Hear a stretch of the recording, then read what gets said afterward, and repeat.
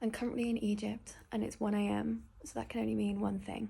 Let's go and see some pyramids. The funny thing is, I went to bed at 9 p.m. in my clothes so I could just get up and go for our pickup at 1:30.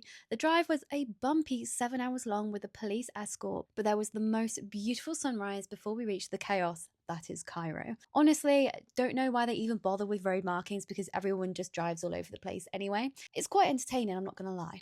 We arrived at the pyramids just before 9 a.m. and went straight in. Our guide filled us in with the history of the pyramids, with why and how they were built.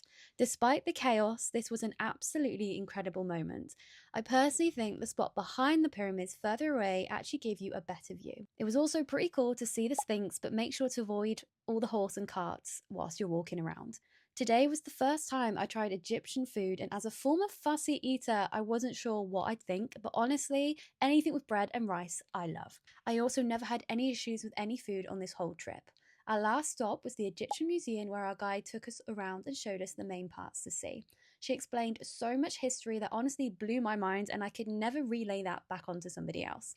Let's just say the history of the Egyptians is a whole minefield with all the different kings and dynasties, but it's honestly so fascinating. Is Egypt on your bucket list? Let me know in the comments below and follow along for more useful travel tips and recommendations.